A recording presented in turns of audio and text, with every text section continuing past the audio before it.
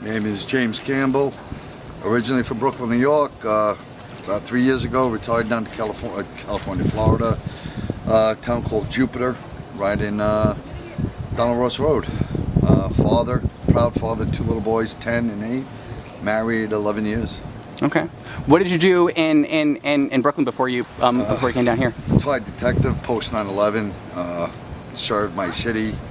Started out as a housing police officer, went up, became Organized Crime Control Bureau, and retired out of the Intelligence Division. Okay. Right about 2 years after Ground Zero. Wow, that's incredible. Yeah, I just didn't want it anymore. So why did you move to Florida? Peace, quiet, serenity, better life for my children. Being an older father, I was raised to do for my children what my parents couldn't do for me, and I wanted them to have everything I couldn't have. A life, quiet, boating, camping, big backyard, the dream, the American dream, if you will. So what do you think is going on with your house? We were going to stay until about 1 o'clock yesterday. I even bought a generator. I was lucky enough to get one. Stacked up, did everything I was told, and then about 1:30, FPL came on saying it could be weeks, if not months. And my main concern are my children. I want them to have the education they deserve, the house they deserve, the life they deserve. And the uncertainty was just enough. And then when they came over with a mandatory evacuation, after everything I've been through, I figured it was a walk in the park. Finally was able to pack up what I could fit in a sedan with my 2 little boys, my wife, and 2 big dogs. I have a Doberman and a Standard Poodle. So imagine fitting that into a sedan, and then the shirts on our backs, the clothes we could throw in a bag, and left everything we owned behind. And drove 10 straight hours and ended up here in Panama City. How are you feeling? Gotta be honest. Trained to be composed, trained to keep it together. And everything I've been trained for, everything I've been through, it's different. It's personal. It's home. And just don't want my boys affected. As far as I'm concerned, my kids need to know this was a road trip. I don't want them to know, and they won't know. I don't intend to take them back. I'll fly back or drive back myself to assess what goes on. And my main concern is for the people that were left behind, because I don't think this is going to be a Matthew. I don't think this is going to be an Andrew. I think this is going to be epic proportions. You're talking about millions of people being affected. This isn't a walk in the park. It's not a swipe. It's a direct hit. It's going to hurt. It's going to hurt a lot of people, millions of people. And that's how I feel. My heart goes out for a lot. Not just me. It's the way you're raised. It's where I come from, my roots. You know, I can take care of me, I can take care of my family, but to watch and to listen to some of the people that are here when I came in last night, the courtesy that was extended, the camaraderie, the bonds that are being made, and to watch people and hear from all different ages, all different walks of lives, how their lives have now been turned upside down. I mean, my boys won't have a school to go to. I don't know if I have a job to go to. I don't know what's going to happen. I really don't. And I don't know who's going to help. I don't know if banks are going to understand, creditors are going to understand, insurance companies are going to understand. I tried to extend my insurance, and Geico shut me down. Wouldn't even talk. They said, yeah, we'll talk to you after the storm. So to me, it's what I don't like to see. To me, it's not the human beings, it's the corporations that are shutting you down already. They don't want to hear it. The human factor is lost. If you talk to the people here, there is a human factor. People, they're willing to extend a helping hand. I mean, I have 2 5-gallon tanks of gas that I have in my car that I'll give away. It's not something I want to make money on. But it seems like the more money people make, the more money they want to take. And it's not, again, not people, companies. Sure. That's what I have a problem with. Sure. The human factor is gone. Sure. It is gone. And it's not fair. And that's what turns my stomach. I'm not a young dad. I'm an older man. Put it to this way, I'm over 50. I don't ask for help. Never have. I don't lean on anybody. I made it through the recession. Didn't ask for a dime from anybody. But now, when I might need extensions and help or extended coverage, they shut the doors. It's not fair. It's not fair. It's not for me, but those less fortunate than me that are literally living day by day, paycheck to paycheck. What happens to them? What happens to their children? Who's going to listen? Like the expression is, drop a quarter in, see who you can call it cares. Is there going to be somebody? I'm so sorry, man. It's all good. My father had a saying, it's not how you get knocked down, it's how you get back up. Yeah. It's cool. It's okay. He also, he used to say to me, those shoulders were put there for a reason.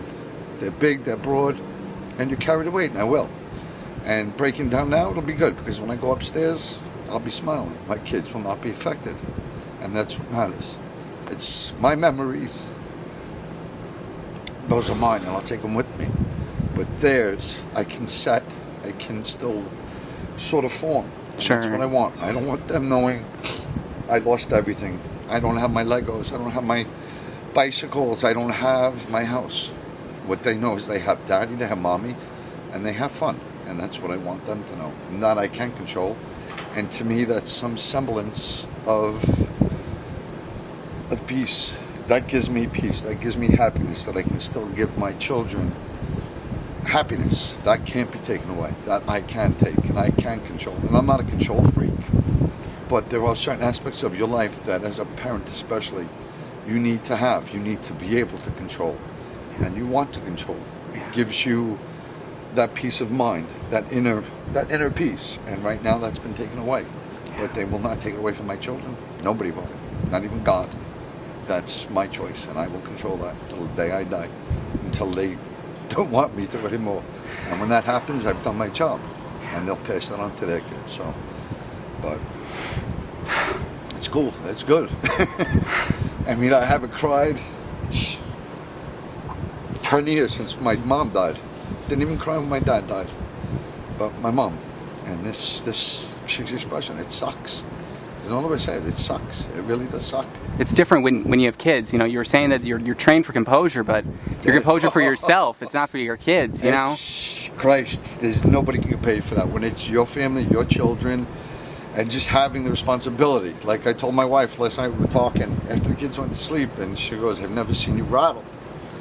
She goes, we've been through hell and back. She goes, you've never once rattled and shut it. And I said, it's different this time. It's not day by day.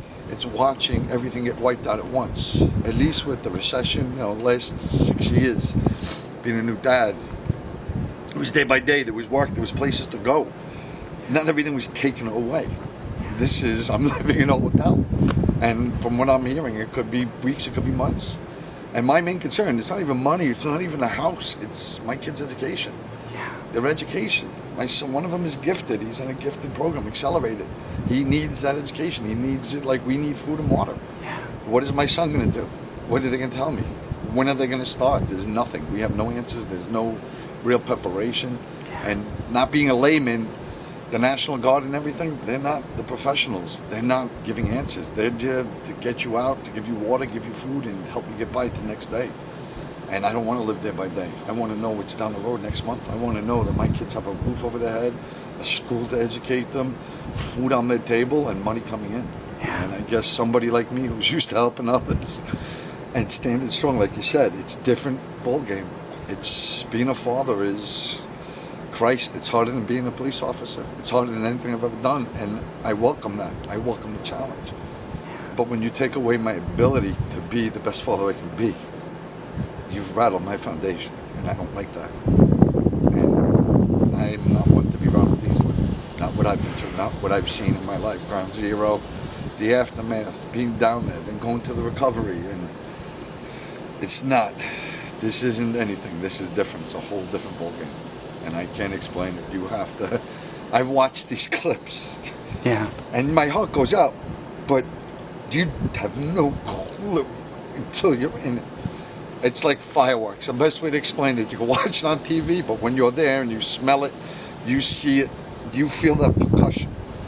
That is the fireworks. And this is like being in the front lines of those fireworks.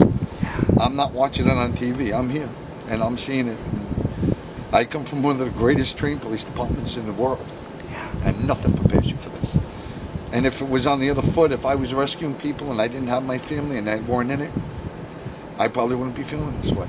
Yeah. But I'm in that mix, and that hits home. That hits home. I'm in the fireworks show. I'm smelling it, feeling it, tasting it, and it's different. That's all I can tell anybody who's watching. Sure. It's not what you think. You have no idea. It's not that you. Anybody can play Monday morning quarterback, but to be in that game, it's a different story, my friend. Those impacts, you feel them. It's not like watching them.